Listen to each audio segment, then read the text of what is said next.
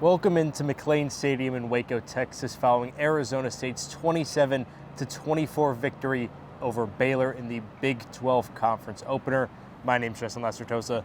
That's publisher Hunter Bino. Quickly, we want to thank our sponsors in Burrito Express and Santan Ford and Hode. This was kind of a must-win game for ASU. 2-1 in the non-conference, and then a big bounce back against Baylor. Was kind of rocky throughout the game. However, a walk-off field goal from Jesus Gomez to win it. He was 4 for 4 on the night. What did you see from ASU just in totality?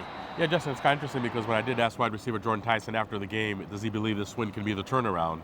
And he said, what turnaround? We're basically one big touchdown given up to Mississippi State to be undefeated 4-0, which really changed the whole narrative about the team. And I'm not saying he doesn't have a good point, but I just felt like ASU was sputtering. And there were some issues tonight, too. Don't get me wrong.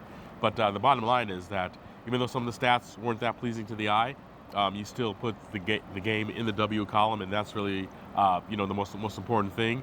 I know, again, ASU started Big 12 play last year on the run against Texas Tech with a loss. Didn't matter for the rest of the way. But I just felt that ASU, even last year, proved that they're not playing their best football away from Tempe.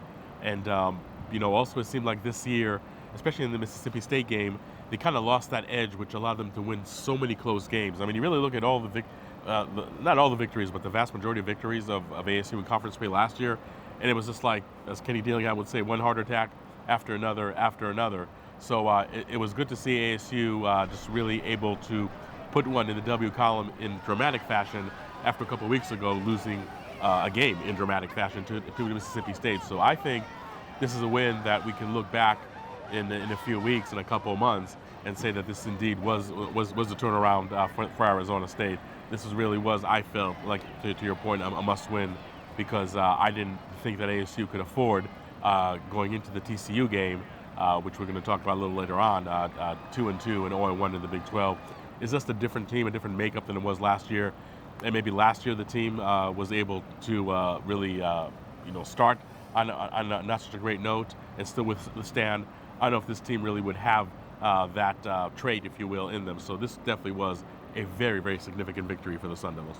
Yeah, Hoda, a lot of people thought ASU would pound the ground, establish the run in this game, especially with Kyson Brown back, that trio of running backs all in the fray. That wasn't ASU's recipe to success, and in fact, the offense kind of was up and down throughout the game, even with the services of Jordan Tyson and Jesus Gomez. But there was also an unsung hero towards the end of the game. What did you see out of ASU's offense? Well, let's talk about the ground attack first. And look, there's really no excuse for ASU not to hang 250 yards on a Baylor defense, which is third worst in the Big 12 in run defense. So I think that is something that ASU is going to have to take a really close look at. There were some pretty good performances. I mean, you saw Raleigh Brown, 80 yards on 21 carries. Sam Levitt, 62 yards on 15 carries, had a long carry of 27 yards, also scored a touchdown. So there definitely were some positives to point to, but Kanye Udo did not play well. Kyson Brown is coming back from injury. You could tell there's a lot of rust for him to knock off. I really thought the ASU was really going to impose their will when it came to the running game. And that simply didn't happen, and that really made life much harder for this ASU offense. So, unfortunately for them, they really had to sweat this out and have, as you said, a walk-off field goal winning game. But Derek Esubio is really going to be the unsung hero. Only had 2 catches, but went for 78 yards, and his 61-yard reception in the fourth quarter set up Sam Levitt's only touchdown pass of the night to Jordan Tyson of 19 yards. And, Sam Levitt had just about 160 yards passing in the second half, so he was able to rebound from another very lukewarm performance in the first half. He ended up 22 of 32 for 221 yards. He didn't turn over the ball, which I think it definitely was important. But the passing game, in terms of getting more players involved, that's something that still leaves a lot to be desired, and that's something ASU is really going to have to improve next week. Yeah, Hoda, in our preview, you talked about the importance of this ASU defense slowing down this Bears offense that, just like the prior 2 opponents, are explosive, high-powered offense. And ASU's defense clearly did that. 3 takeaways on the night, 2 fumbles, and 1 interception. by Keith Abney. What did you see out of the Sun Devil defense? Well, something I didn't mention about the offense is that with those 3 takeaways by the defense, ASU was only generate 9 points, i.e. 3 field goals. Now, look, it's great that Jesus Gomez on the night was 4-4, and the longest field goal of them all, the 43-yarder, really was the walk-off field goal that won the game. But this defense, in my opinion, deserved more support from the ASU offense, and for the most part, was really not able to get it. I know it's another weird box score for this ASU defense, just like it was against Mississippi State, because there were just several drives where absolutely suffocating their opponent. I mean, that's what the ASU defense displayed. And then if you're going to look at the box score, you're going to see not 1 but 2 explosive touchdowns in the fourth quarter alone. But I said in my preview that if ASU was going to win this game, it was going to be thanks to the defense. And even though they gave up those very 2 late touchdowns, and both of them explosive plays, which you can say stings a little more, this defense was absolutely outstanding. I really thought they harassed a very talented quarterback in Sora Robertson quite a bit. It was able to contain this Baylor offense, which I think was averaging coming into tonight over 500 yards. It kept them under 400 yards. Maybe they rushed the ball a little better than I thought they would. But I just really thought the defensive line, especially, was able to harass Robertson, time and time again. Again, I just feel that in the fourth quarter maybe things kind of fell apart a little. But nonetheless, this ASU defense, to me, is performing at a higher level. I think than last year. The takeaways are probably the biggest noticeable difference. And I would say that this may not only be the best game they played this year on that side of the ball, but I think even going back to last year, this may be the best performance, just because it was on the road. To your point, a very, very explosive offense that they just feel like just rolls out of bed into McLean Stadium and just puts up a minimum of 400 yards and 4 touchdowns. And ASU, especially in the first half, was able to contain this offense quite a bit.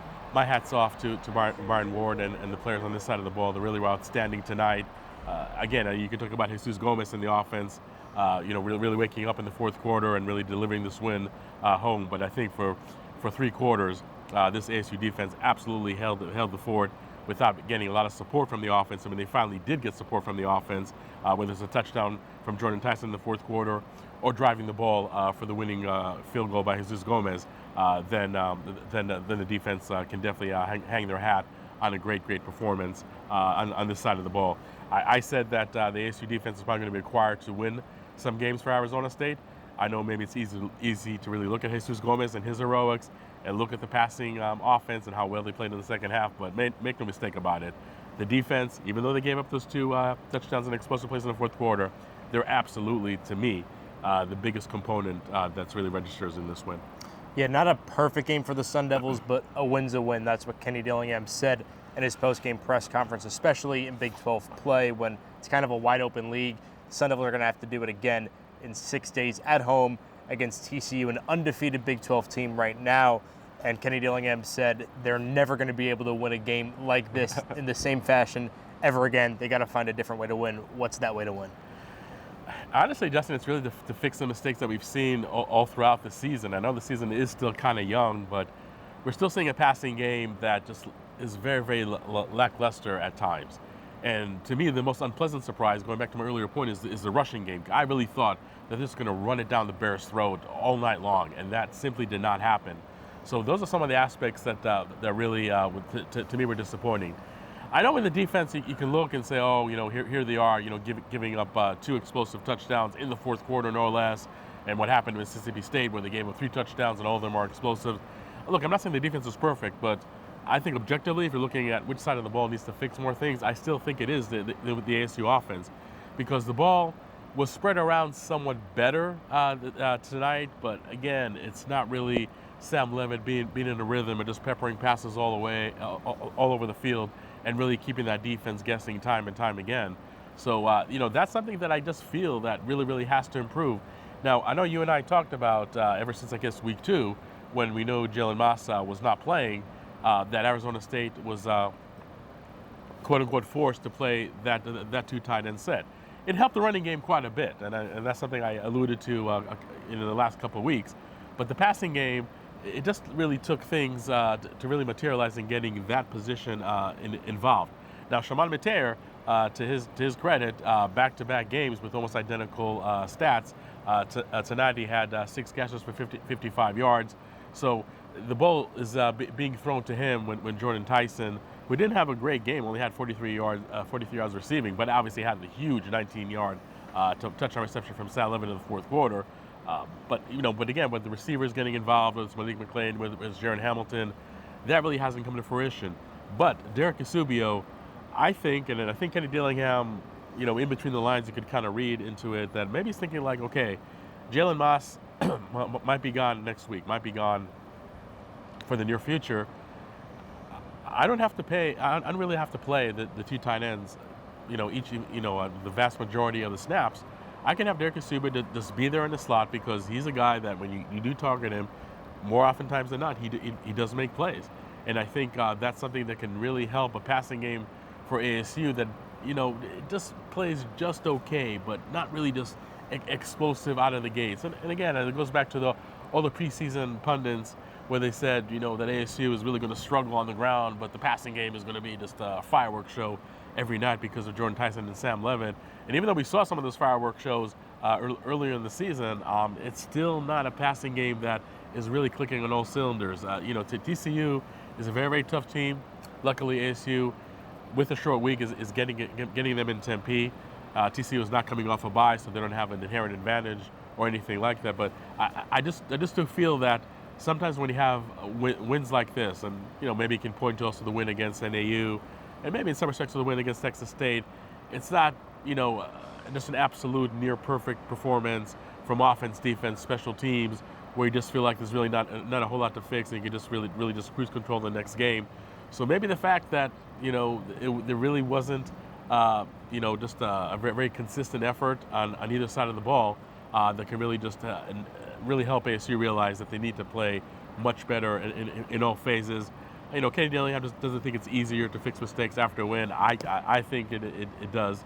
So maybe it's going to be easier for ASU to improve on those aspects that I didn't mention earlier. But again, to get a really gritty win on the road against a very, very tough Baylor team, I think that this is something that's going to be a feather in ASU's cap. And if ASU is going to repeat as Big 12 champions or maybe just even get double-digit wins, I think you can still point to this win as a turnaround that really started it all. Well, thank you, Hode, for all of your insight. Arizona State improves to 3-1 on the season and now 1-0 in Big 12 play. A quick turnaround to play TCU on Friday. We'll be back in Tempe to get you all the action. So to stay locked in, go to DevilsDigest.com. Follow Devils Digest on Twitter at Devils Digest. Once again, we'd like to thank our sponsors, Burrito Express in Santan, Florida. And as always, I'm Justin Lester Tosa. That's Pojo Hodarbino. We'll talk to you guys soon.